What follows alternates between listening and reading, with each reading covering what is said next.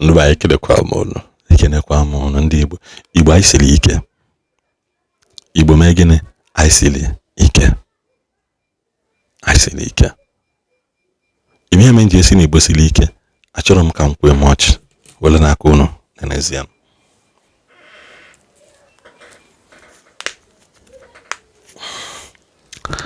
I'm on the next good video.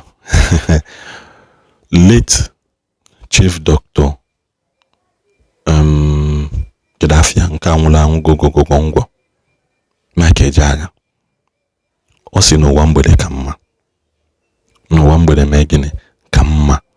So because this video is all about those ndị megine ndị lugo 50 and above 60 70 this video ya balogo asa jiwesi na gine me n'Igbo sili ike. Afuberom tribe dịka Igbo. Afuberom number one, the way we think, the way we reason, the way we stand up for each other. Apụtakwa na Igbo na-enwe nsogbu onye Igbo na onye Igbo nwe ike na-esekwu okwu mana you understand outsider ka ngwa gị the truth ịma mbatakwa in between ka iwe tisa onye Igbo na onye Igbo anyị etika aka ọnụ na Saga ọgụ anyị nọkọsacha agụ ọgụ dị na anyị nachi ya kwa continue ọzọ bụ ihe anyị na-azọ. That is one thing onye Igbo ji wee bụrụ onye Igbo. Onye agha na nwanne ebe ha believe on ya because ọ na ma bụrụ onye Igbo nya bụ ihe ka anyị na-ewute m luwe echi mana abụ m onye Igbo ana m aghọta Igbo ana m asụkwa na Igbo. So when I say biko kabaru share this video, share your elderly parents, share your young parents, share your upcoming parents, share kwana your grandparents ka we make way for kwana ihe ndụmọdụ oji Igbo ibe anyị nyere ndị ọzọ. Ọ bụrụ mana iruola 50 years. Ọ bụrụ mana irugo 50 years. Ma nwere ego ma ọ bụrụ nwere ego achọrọ nka nkọwara gị ihe 50 years pụtara na ndụ mmadụ ọbụla na-eku ume ma ịbụ nwoke ma ịbụ nwaanyị. Gaa ntị ọ dị mkpa maka na imirikiti aghọta ihe bụ 50 years na mmadụ agbaala 50. Onye ọbụla ruru 50 years orichabala almost ihe o nwere. Ọ bụghara na ụkwụ gatụgo na 50 years o yirisibego ya kwota almost ọ gwụla akwụ. Mgbaga ntị ka nkọwara gị ọ bụrụ na ịdị 50 years ịbanye 55 ohere ka nwere iji wee ị na-aṅụ mmanya ị chọrọ ịṅụ, ị na-eri ụdị nri ị chọrọ iri, ị na-ese ihe ị chọrọ ise. In fact, you ruo 50 years, the 10 years, no, after 50 years, the 10 years, were 10 years ya leruo onwe gị anya.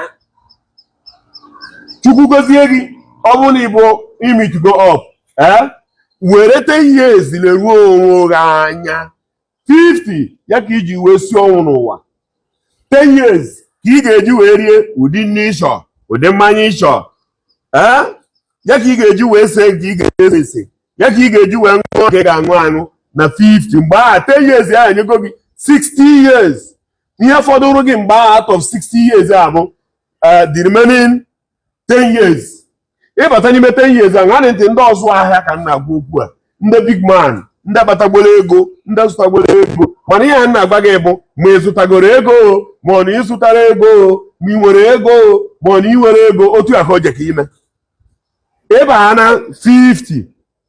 55 mebe ihe ahụ ị chọrọ ime enjoy o. Ịpak magụkwa akpa gị 60 mgbe aha ka ahụ dị gị ike itest so some certain things anya at that time. Ịbara na 65 years nwanna ịbara na 65 years ihe a ga na-agụrụ gị mgbe ahụ bụ pakango ụdị ego ịfụkwara nwe pakango ịpak wago akpa gị. Ịbara na 65 years ịbawa na doctor report your body arụ gị na-enye gị your own report. Ị na-enweta report ịma na isozi obere oge ịzọ ụkwụ na 70 ịzọ anụ ụkwụ na 70 emebede imere ana bede 70 years gị ị na-elezo ini ka ị na-enezi anya otu a ihe ji ekwu okwu maka ndị dị 55 ị ka na-esi ọnwụ na-aba mba na-akọ ọnụ na-alụ ọgụ ego 60 ị ka na-eme atụrụ n'anya na China ọ na-abata abata 65 my question nkịta abụzi ọ bụrụ na ị dị 50 nwanne ịma na 30 fọrọ n'iru na gain inwe na 30 fọdụrụ n'iru bụ 10 years ka ezi ihe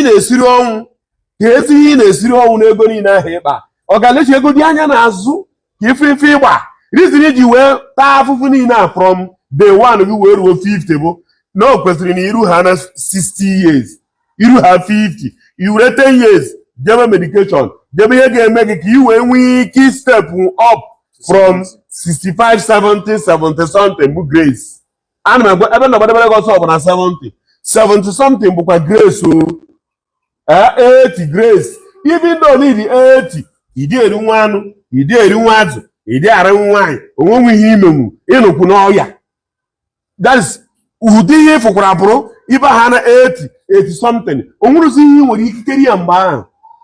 iji go down now kedu ihe o ji enweta anyị ọsịsọ n'ọgba ihe o ji enweta anyị ọsịsọ n'ọgba bụ na mgbe gboo na-abụ onye na-aba that age ahụ ị na-ene anya from 45 ọ na-azụ ụkwụ na 50 ọ lụkwana nwaanyị ọzọ ya na ya ga-ebi ya bụ ịnọ mịnọmịnọ ya na ya ga-anọ onye nke a ka ọ ga-ejizi wee na-achụ postrate were ya na-achụ postrate na 60 a efi ya na 60 a ọ dị very young nke nwaanyị ahụ ga-abịa ọhụrụ bịa kpara ha ya aka na that 60 a o reform ọ ya because na nke nwaanyị ahụ ama nchọzi ka egotego ka o tipụ ya n'ike ka ọ gwụgwọ nke nwaanyị ga-achọ ka ọ na-emotivate ya ka ọ na-emelite ya ka ọ na-enwe moral moral ahụ ka o ji agwagozi 65 70 ya kpatara ife onye ahụ na 70 ọkpa akpọ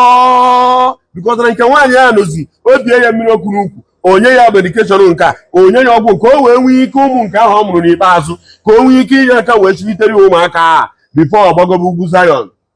efuru ihe dị iche kịta o bee ya mbọ o bete ya were dai tesịa dai n'isi ọ na-agba fresh were sịa dai tesịa ya na ajị amụ tesịa ya ọ dị colored nwoke ebido ndụ ọfụọ na-refresh ụmụaka ọfụ a na-esi ya na ndụ ya ọ na-emuvu ọ na-epik ịhụzi ya na 70 ọ na-adị mọyọ nga maka na nke nwaanyị ahụ ebidogo inye ndụ ọhụrụ ọtọmatikali na ọ bụrụ okwu ya bụ ewebe iwe by that time nwaanyị ahụ nke gị nwazi na onwe gị na-alụ ọnụọdụ ka gị na-ebitoro n'aka ọ dịgo ka nwanne gị ayugerit nke ahụ nwunye gị nke mbụ ahụ onochie moto eji egwu anya ilekwuo ya anya ị ga-amakwu na ume adịrọkwụzi ya and ọma nke ikiwu gị and ọma nchaji ukwu gị and ọma mmekwu gị ka ị na-enwe igotago bikọsịrị ya nwazi na onwe ya ka ị na-agbada ka ya nwa na-agbada and ha bụ ụmụ nwaanyị na-aka agbada ọsịsọ ya ama m na-agote ihe na-ekwuru ahụ o yi-ewu ụfọdụ iwe mana were eziokwu tii na akparapụ ịkọ ọnụ ibe mgbe ọ drọpụ ogo jewe ọmụgwọ ọ drọpụ ogo jebe ebe ọ jewe obodo oyibo ihe na-agwụ gwa ebe a mgbe anyị na-agwụgwozi o nwere good food o nwere medication nothing mana ịkpala ego then nwaanyị ahụ nke a bịara mgbe a bịa ọ na-agbatị ndụ gị ana m agụrụ gị na onwekwu ihe iritere m iru 50 years and na-agba ofe ọbịara mekwuo ya gbuo onye ọbụla ọnụ nchụ mgbe anyị ga-ejije werekwa nwa mmemme nke ọfụ wee na-agbagodi ugwu Zion na obi dị ọcha na obi umeala na obi dị ọcha abịa mgbe a gwaghị mba n'ime a n'imegwa arụ n'elu ya ka ị ga-anọ nwaanyị nke anyị na-anụ alụ ahụ onye ochie moto eji egwu anya ilekwuo ya anya ntụ ọ dị ka o siri wo ịkọtago ihe ọ fụrụ pụta emerike eme ihe niile o soro kwuzi ibiri ijekwuo ka ije ka ị ga-amagoro ya elu ọtụnyepụta ebe a na ị ga-etipịakụ ya ọ ya bụ postrate o were bezo ọrịa anaghị anyụ bụ postrate e were bịa wee jidezie gị mgbe a bikọ tụrụ ịnọzụ na dakọ ma ọ bụrụ na ị jere ije second missionary journey onye a ga-agba mbọ ime kishọ na savisi egbe gị a na-asavisi egbe gị na-asavisi egbe gị na-atụ ya mmanụ ọ na-abụ ịgba ya mgbe ọda tim ịgba ya mgbe ọda kpokpokpokpokpokpokpokpokpo ịgotazi ike ọkụkwa ya ike ọkụkwa ya ọgba kpoo ọ na-erifresh ya life na-erifresh ndụ gị ịfụ na onwe nke iritetụrụ wee gwogota 75 onwe nke ị na-emetụtụ na-agatụ aga bifo irutere 80 current concern ị na-erutekwa 80 ahụ na-agbatu mana uru iritere ya bụ na inwe n'ụmụ obere ụmụazị ndị ga na-achịgharị ndụgụ ndị ga na-eme ka ndụgụ tọọ ụtọ ndị ga na-emere gị ihe ịchọ ndị ga na-enyere gị aka ndị ga na-ejere gị ozi ndị ga na-akpagharị gị akpagharị ọ bụrụ na okporo ozi ga-eme ndị nwere ike na-akpọ gị eje mitin ndị nwere ike na-apịrị gị fon ndị nwere ike na-agba gị ozi ndị nwere ike na-eje nwuru gị ihe ịchọ that moment. Ihe njikwa okwu a bụ 50 years iru ha na 50 years ịpak gị akpa gị were 10 years leruo onwe gị anya na 65 enwe garanti 70 wee bụ ofegwu 75 bụ extra soup ichozie baba ego kọba ọnụ pak bụ ego oribidolu anyị abịa. Amakwana m ka isi nenecha vidio na ịlaikili ihe nene alisi nke nene taa dị gị mma akala ka said share this video subscribe kwana na this channel subscribe cha ịkabakwana ọrụ share kwa ya that kondo ọzọ na-afụ ka ihe na-afụ because asị m na oge n'ime ụzọ dị mma agaghị ya mgbolo na-abụ ka ọ dị na mgbe ọzọ ndị Igbo nkele m